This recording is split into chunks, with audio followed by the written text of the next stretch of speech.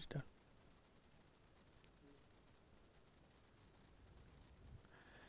नमस्कार साथियों, मैं आलोक द्विवेदी एसएससी मेकर के इस परिवार पे आप सभी का स्वागत करता हूं और आशा करता हूं आप सभी लोग अच्छे होंगे। जैसा कि आप सभी को पता है, 2 से 3 हमारी यूपी पुलिस की जीके जीएस का एक प्रैक्टिस सेट चलता है जिसमें हम 25 क्वेश्चंस का डिस्कशन करते हैं।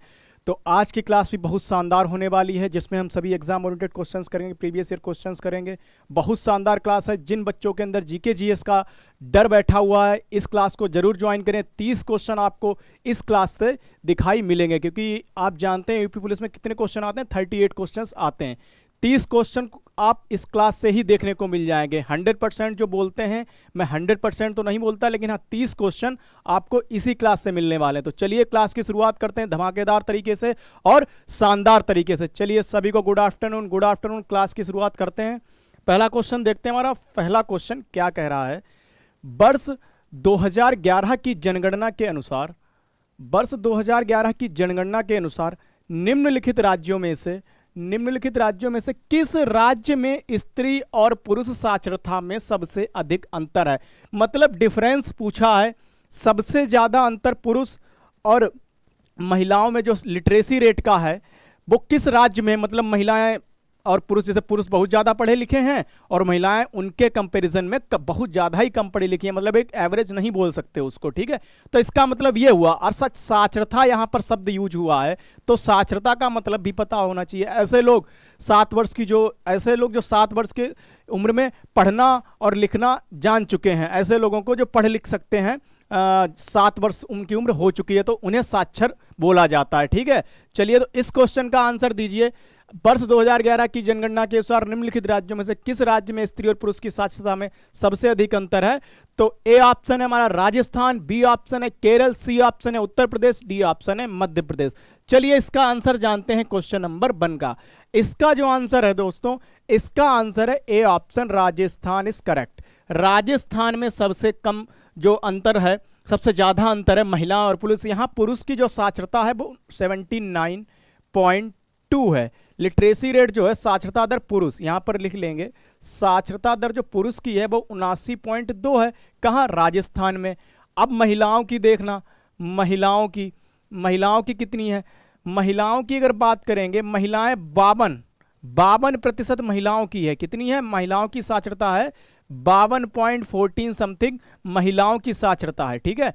महिलाओं की साक्षरता 79.2% और महिलाओं की 52.14%। तो ये चीज देखने वाली है कि कितना अंतर, एक डिफरेंस बहुत ज्यादा ही नहीं हो रहा कि इनकी 79 है, इनकी 52, 51 है, 52-53 है, तो ये बहुत कम अंतर, बहुत ज्यादा ही अंतर हो गया।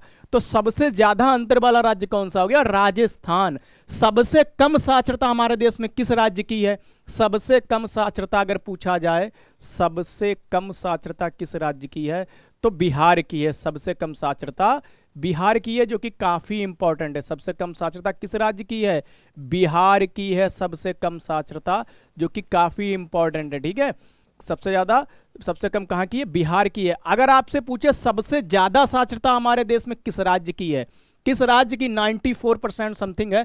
कहां की है? जल्दी से कमेंट बॉक्स में आंसर आप लोग दे देंगे। अगर क्वेश्चन आ जाए सबसे ज्यादा साक्षरता कहां, मतलब सबसे ज्यादा पढ़े लिखे लोग कहां रहते हैं? सबसे ज्यादा साक्षरता वाला राज्य, सबसे ज्यादा साक्षरता वाला राज्य कहां रहते हैं? सबसे ज्यादा साक्षरता वाला राज्य तो वो है केरल। कौन सा? केरल में 94 समथिंग है केरल की साक्षरता। तो केरल की साक्षरता, सबसे ज्यादा पढ़े लिखे लोग, केरल की सबसे ज्यादा साक्षरता दर है। अगर लिंगानुपात पूछा जाए आपसे कि लिंगानुपात किस राज्य का सबसे ज्यादा है, सेक्स रेशियो जिसको इंग्लिश में बोलते हैं, मतलब प्रति 1000 पुरुषों पे महिलाओं की संख्या, मतलब महिलाओं की संख्या की पुरुषों से जो तुलनात्मक अध्ययन है उसको बोलते हैं लिंगानुपात, सेक्स रेशियो। तो प्रति 1000 पर महिलाओं की संख्या कितनी है? तो यहां भी केरल सबसे आगे है। केरल का लिंगानुपात सबसे ज्यादा है। कितना? 1084। केरल का लिंगानुपात कितना है? जल्दी से कमेंट बॉक्स में आंसर दे देंगे। लिंगानुपात केरल का है 1084।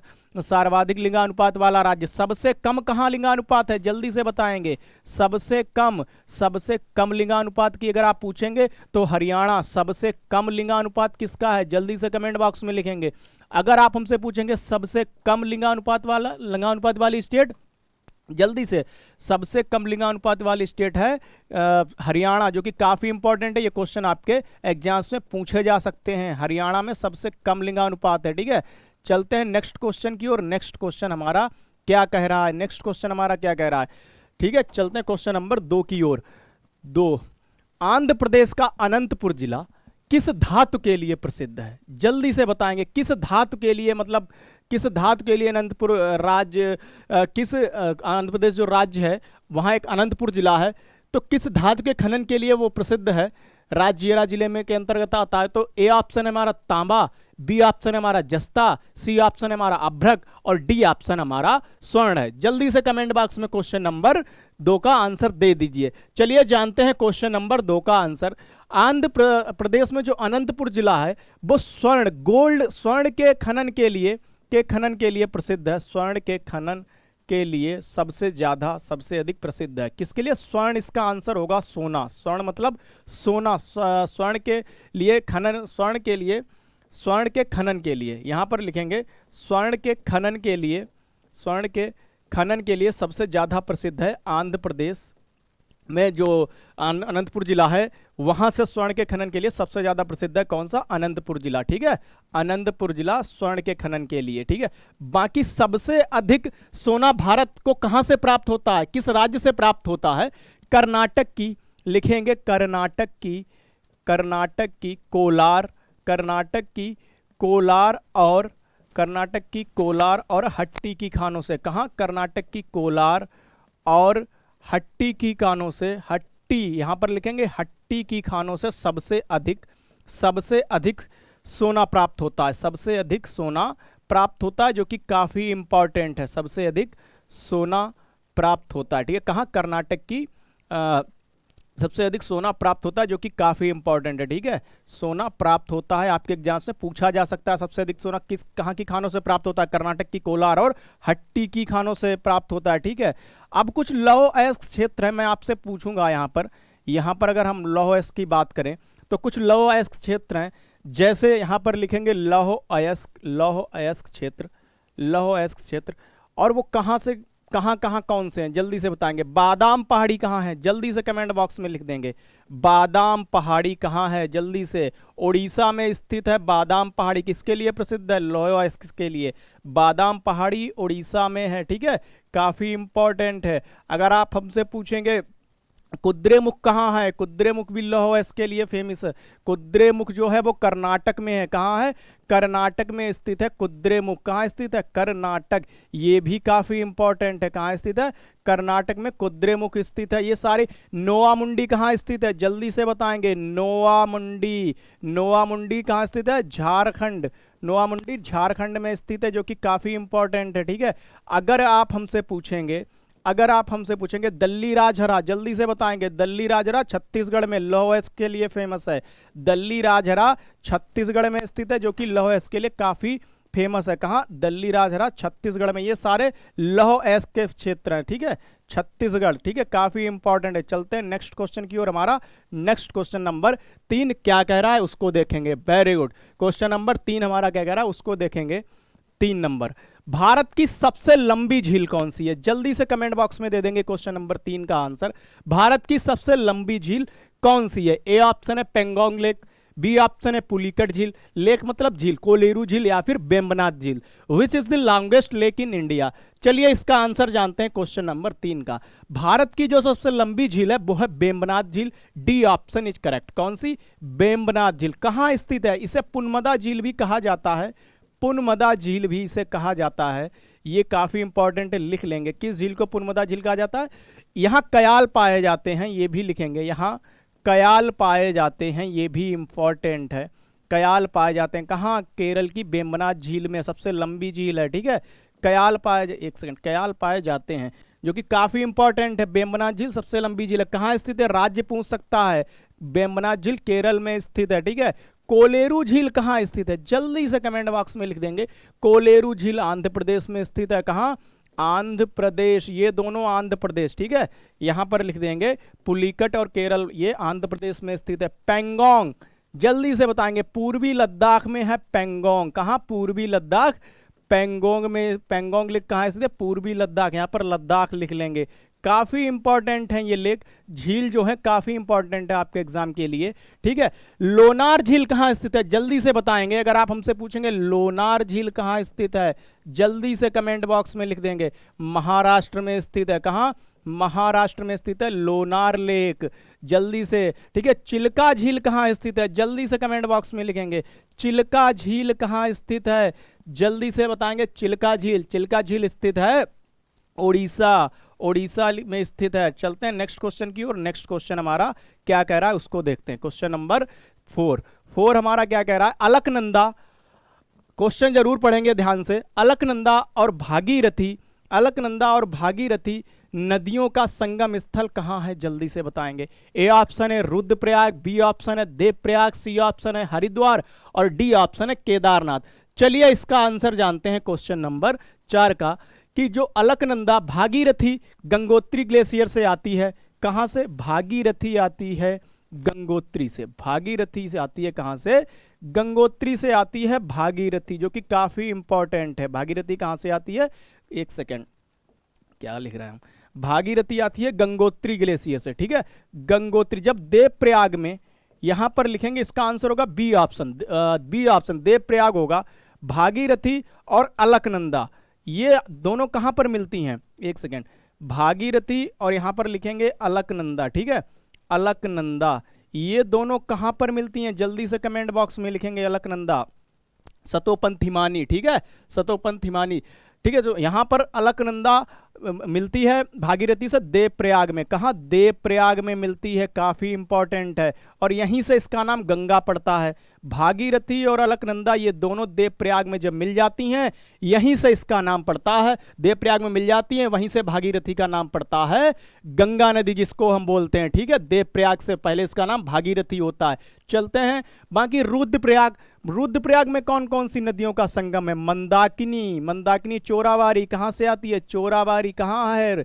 चोराबारी है केदारनाथ, वहां से आती है मंदाकिनी। और यहां अलकनंदा मिलती है इनसे, ये दोनों नदियां मिलती हैं अलकनंदा और मंदाकिनी। कहां पर? रुद्रप्रयाग में, ठीक है, रुद्रप्रयाग में मिलती है। बाकी नंदाकिनी कहां पर मिलती है? नंदप्रयाग में, नंदाकिनी यहां पर लिखेंगे नंदाकिनी। और कौन सी? जल्दी से बताएंगे। अलकनंदा, नंदाकिनी आती है और अलकनंदा ये दोनों नंदप्रयाग में मिलते हैं। कहां? नंदप्रयाग में नंदाकिनी और अलकनंदा ये कहां मिलते हैं? जल्दी से बताएंगे। अलकनंदा और नंदाकिनी ये दोनों मिलते हैं, जल्दी से बताएंगे। नंदाकिनी नंदप्रयाग में। कहां? नंदप्रयाग में मिलते हैं, जो कि काफी इंपॉर्टेंट है। पंचप्रयाग हैं, कितने? एक विष्णुप्रयाग बच्चा है हमारा, विष्णुप्रयाग बच्चा, कर्णप्रयाग बच्चा। विष्णुप्रयाग में धौली गंगा और अलकनंदा का मिलन कहां होता है? विष्णुप्रयाग में होता है, ठीक है। पिंडारी गंगा और अलकनंदा का मिलन कहां होता है? कर्णप्रयाग में होता है। चलते हैं नेक्स्ट क्वेश्चन की ओर। क्वेश्चन नंबर 5 हमारा क्या कह रहा है? भारत का सबसे बड़ा ज्वारनदमुख क्षेत्र किस नदी के मुहाने पर स्थित है? जल्दी से क्वेश्चन नंबर 5 का आंसर सभी लोग देंगे कमेंट बॉक्स में। ए ऑप्शन है हुगली, बी ऑप्शन है भागीरथी, सी ऑप्शन है नर्मदा और डी ऑप्शन है कृष्णा। चलिए इसका आंसर जानते हैं। क्वेश्चन नंबर 5 का इसका आंसर क्या होने वाला है?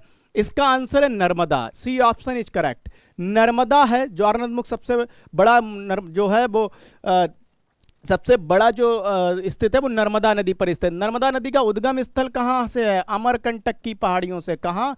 अमरकंटक की पहाड़ियों से निकलती है, अमरकंटक की पहाड़ी, ठीक है। तो ये काफी इंपॉर्टेंट है, अमरकंटक की पहाड़ी, वहां से इसका उद्गम स्थल है, जो कि काफी इंपॉर्टेंट है। नर्मदा। सहायक नदियां कौन सी हैं नर्मदा की? जल्दी से बताएंगे। सहायक नदियां कौन सी हैं नर्मदा की?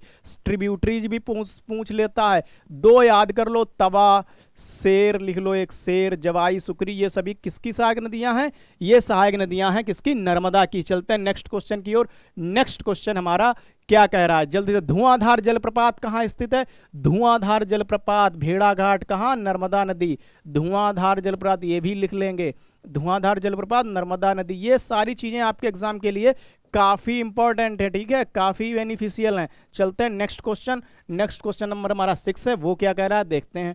Question number 6। मुर्शीद कुली खां ने मुर्शीद कुली खान ने ढाका से अपनी राजधानी कहां स्थानांतरित की? जल्दी से बताएंगे। क्वेश्चन नंबर 7 का आंसर है आप लोग कासिम बाजार में, मुंगेर में, मुर्शिदाबाद में या फिर गौर में। इसका आंसर है Murshidabad, C option. C option is correct. ठीक है, क्या नाम है इनका? मुर्शीद कुली खान को फर्रुख सियर ने बंगाल में सूबेदार नियुक्त किया था। चलते हैं नेक्स्ट क्वेश्चन की ओर। नेक्स्ट क्वेश्चन हमारा 7 क्या कह रहा है? प्रथम भारतीय साम्राज्य किसने स्थापित किया? जल्दी से बताएंगे क्वेश्चन नंबर 7 का आंसर। ए ऑप्शन है कनिष्क, बी ऑप्शन है हर्ष, सी ऑप्शन है चंद्रगुप्त मौर्य, डी ऑप्शन है समुद्रगुप्त। जल्दी से बताएंगे क्वेश्चन नंबर 7 का आंसर। चलिए आंसर जानते हैं क्वेश्चन नंबर 7 का। इसका आंसर है चंद्रगुप्त मौर्य। चंद्रगुप्त मौर्य किसके? मौर्य वंश के संस्थापक। इनके गुरु का नाम क्या था? इनका जन्म हुआ था 340 ईसा पूर्व। कब हुआ था? 322 ईसा पूर्व। 322 ईसा पूर्व गुरुजी चाणक्य। ठीक है, चाणक्य जिनका नाम विष्णु गुप्त था। ठीक है, विष्णु गुप्त उनका नाम था चाणक्य का।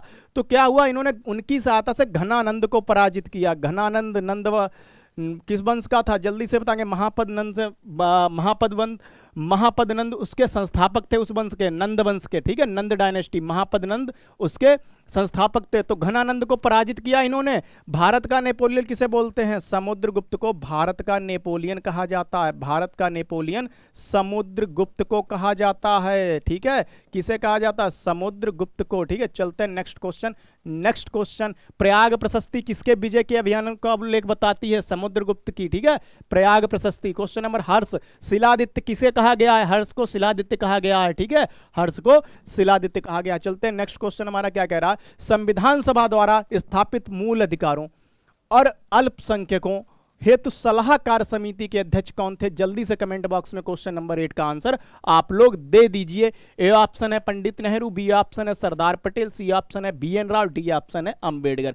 चलिए जानते हैं इसका आंसर क्वेश्चन नंबर 8 का। जो संविधान सभा द्वारा स्थापित मूल अधिकारों और अल्पसंख्यकों सलाहकार समिति थे, उसके अध्यक्ष थे सरदार पटेल जी, सरदार वल्लभ भाई पटेल। BN राव कौन थे? संवैधानिक सलाहकार। संविधान के सलाहकार कौन थे? ये थे BN राव। ठीक है, चलते हैं नेक्स्ट क्वेश्चन की ओर। नेक्स्ट क्वेश्चन हमारा क्या कह रहा है? क्वेश्चन नंबर 10 क्या कह रहा है? जल्दी से देखें। 9 क्या कह रहा है? अंबेडकर कौन थे? प्रारूप समिति के अध्यक्ष। सबसे इंपॉर्टेंट समिति यही थी। प्रारूप समिति के अध्यक्ष कौन थे? अंबेडकर थे, जो कि काफी इंपॉर्टेंट है। प्रारूप समिति के अध्यक्ष VR अंबेडकर। ठीक है, अगर आप हमसे पूछेंगे संघ शक्ति समिति के अध्यक्ष नेहरू जी थे। संघ शक्ति समिति के अध्यक्ष। अभी एक क्वेश्चन मैंने पॉलिटी का रखा, ये समितियों वाला, वो आपको देखने को मिलेगा। संघ शक्ति समिति के अध्यक्ष कौन थे? पंडित नेहरू थे, जो कि काफी इंपॉर्टेंट है। चलते हैं नेक्स्ट क्वेश्चन की ओर। नेक्स्ट क्वेश्चन हमारा क्या कह रहा है? क्वेश्चन नंबर 9 को देखेंगे बढ़िया तरीके से। प्रारूप समिति में निम्न में से कौन एक सदस्य सम्मिलित नहीं था? ये क्वेश्चन मैं कई बार करा चुका हूं, क्वेश्चन नंबर 9, और ये पूछा गया क्वेश्चन प्रीवियस ईयर है। जल्दी से बताएंगे इसका आंसर क्वेश्चन नंबर 9 का। ए ऑप्शन है जवाहरलाल नेहरू, बी ऑप्शन है मोहम्मद सादुल्ला, सी ऑप्शन है AK अय्यर और डी ऑप्शन है KM मुंशी। चलिए जानते हैं इसका आंसर क्या होता है। इसका आंसर है जवाहरलाल नेहरू थे। आपने कभी नहीं देखा होगा प्रारूप समिति में ये थे। मोहम्मद सादुल्ला भी थे, सही है। AK अय्यर मतलब अल्लादी कृष्णा स्वामी अय्यर। AK अय्यर का मतलब है यहाँ पर अल्लादी स्वामी कृष्णा अय्यर, इनका नाम था AK अय्यर। तो ये भी थे और KM मुंशी भी थे, तीनों लोग थे। और BR अंबेडकर इस समिति के अध्यक्ष थे। 6 मेंबर थे, एक अध्यक्ष। तो 7 लोगों से मिलकर बनी थी प्रारूप समिति। प्रारूप समिति कितने लोगों से मिलकर बनी थी? 7 लोग थे उसमें। सबसे इंपॉर्टेंट कमेटी है। तो चलते हैं नेक्स्ट क्वेश्चन की और। नेक्स्ट क्वेश्चन हमारा क्या कह रहा है? Question number 10। ये कुछ समितियां हैं और उनके अध्यक्ष दे रखे हैं सामने, और उनको मैचिंग करना है और बताना है कि मतलब इसका क्या करना है, मैच करना है। कौन किसका, मतलब ऑप्शन तो दे नहीं रखा है, तो सिर्फ मैच्ड करना है। जल्दी से बताएंगे क्वेश्चन नंबर 10 का आंसर। ठीक है, चलिए यहां पर ऑप्शन नहीं दे रखा है, तो इसका मतलब ऑप्शन मैं लिख लेता हूं। ऑप्शन ए ऑप्शन लिख देना, यहां पर ऑप्शन में ही दे दे रहा हूं। ठीक है, ऑप्शन ए ऑप्शन लिख लेना। ए जो है, ए के नीचे कौन सा रहेगा? ए के नीचे रहेगा 3। बी के नीचे कौन सा रहेगा? बी के नीचे रहेगा 4, बी संख्या 4। ठीक, सी के नीचे कौन सा रहेगा? सी के नीचे रहेंगे 1। ठीक है, और फिर डी बचा प्रांतीय समिति, इसके नीचे कौन रहेगा? इसके नीचे बचा दूसरा। ठीक है, ये हो गया। ठीक है, बी ऑप्शन लिख लीजिए। बी ऑप्शन लिख लीजिए। बी में क्या है? A B C सेम वैसे ही उतार दो। बाकी इसका जो ए का कौन सा हो जाएगा, दूसरा लिख लीजिए, और संघ संविधान समिति पहला लिख लीजिए, प्रारूप समिति तीसरा लिख लीजिए, सी का तीसरा, और प्रांतीय संविधान समिति इसका लिख लीजिए 4, ठीक है, डी का 4 लिख लीजिए। ये 2 ऑप्शन हो गए। 3 ऑप्शन लिख लो, एक सी ऑप्शन भी लिख लो, ए बी और सी और डी। ए का कौन सा संचालन समिति है, इसका तीसरा लिख लो, और संघीय संविधान शक्ति बी का फर्स्ट लिख लो, बी का फर्स्ट लिख लो, प्रारूप समिति तीसरा लिख लो, ठीक है, और प्रांतीय संविधान समिति 4th लिख लो डी का। तो ये सी हो गया। डी ऑप्शन लिख लो, यहाँ पर ए लिखो, बी लिखो, सी लिखो और डी लिखो। यहाँ पर ऑप्शन मैंने खुद बना दिया आपके लिए, ठीक है। ए का लिख लो 3 ऑप्शन, ए का 3 लिख लो, बी का फर्स्ट लिख लो, बी का फर्स्ट लिख लो, सी का 4th लिख लो और डी का 3 लिख लो। चारों ऑप्शन देखो चेंज हैं, कोई सेम तो नहीं है। 3 1 4 3, ए का 2 1 2 1 3 4 3 1 3 4, ठीक है, सब अलग अलग ऑप्शन है, ठीक है। अब इसका आंसर दीजिएगा कमेंट बॉक्स में। चलिए इसका आंसर जानते हैं। देखो संचालन समिति के अध्यक्ष कौन थे, डॉक्टर राजेंद्र प्रसाद थे, एक का दूसरा। संघीय शक्ति संविधान के समिति के अध्यक्ष कौन थे, पंडित जवाहरलाल नेहरू। प्रारूप समिति के अध्यक्ष कौन थे, डॉक्टर BR अम्बेडकर। प्रांतीय संविधान समिति के संविधान कौन, सरदार पटेल। तो सभी हो गए। अब इसमें देखो एक का दूसरा किसमें दे रखा है, एक का दूसरा सिर्फ इसमें दे रखा है, और किसी में दे रखा है एक का दूसरा, किसी में नहीं दे रखा है एक का दूसरा। बाकी बी का फर्स्ट संघीय संविधान समिति जवाहरलाल नेहरू सही है, सी का तीसरा दे रखा है, सी का तीसरा दे रखा है, चौथा डी सही। A B option is correct. चलते हैं नेक्स्ट क्वेश्चन की और। क्वेश्चन नंबर हमारा 11 क्या कह रहा, देखते हैं 11 नंबर को। साम्यवाद के जनक भारत में कौन माने जाते हैं, ये क्वेश्चन रिपीटेड है, जल्दी से बताएंगे आंसर इसका।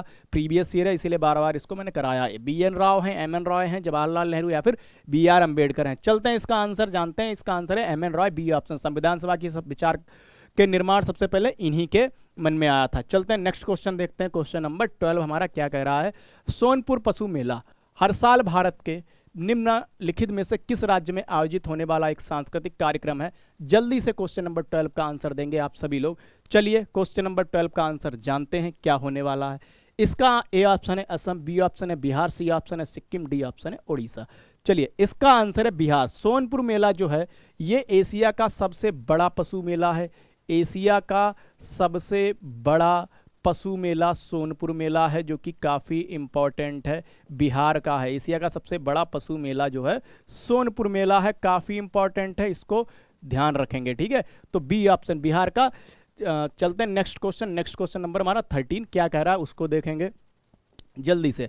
कुमार संभवम निम्नलिखित में से किस लेखक की साहित्यिक कृति है। भारव की है, कल्हण की है, कालिदास की या फिर महादेवी की है। जल्दी से बताएंगे क्वेश्चन नंबर 13 का आंसर। चलिए आंसर जानते हैं क्वेश्चन नंबर 13 का। इसका आंसर है कालिदास। मेघदूत भी इन्हीं की है, मालविकाग्निमित्रम इन्हीं की है, ठीक है। ये प्रमुख पुस्तकें इन्हीं की हैं। कुमार संभवम, अभिज्ञान शाकुंतलम, मेघदूत, ये सभी पुस्तक किसकी हैं, कालिदास की हैं। महादेवी की एक है यामा, यामा किसकी है, महादेवी। नीरजा किसकी है, महादेवी। कलहण की कौन सी है, रास्तरंगिणी। कौन सी, रास्तरंगिणी से कौन संबंधित है, कलहण, ठीक है। चलते हैं नेक्स्ट क्वेश्चन। नेक्स्ट क्वेश्चन हमारा क्या कह रहा है उसको भी देख लेते हैं शानदार तरीके से। क्वेश्चन नंबर 14 को देखेंगे। विश्व पुस्तक दिवस पूछा गया। विश्व पुस्तक दिवस प्रत्येक वर्ष निम्नलिखित में से किस दिन मनाया जाता है। जल्दी से बताएंगे क्वेश्चन नंबर 14 का आंसर आप सभी लोग। विश्व पुस्तक दिवस निम्नलिखित में से किस दिन मनाया जाता है। ए ऑप्शन है 5 जून, बी ऑप्शन है 23 अप्रैल, सी ऑप्शन है 7 अप्रैल, डी ऑप्शन है 25 अप्रैल। चलिए इसका आंसर जानते हैं क्वेश्चन नंबर 14 का। इसका आंसर है 23 अप्रैल।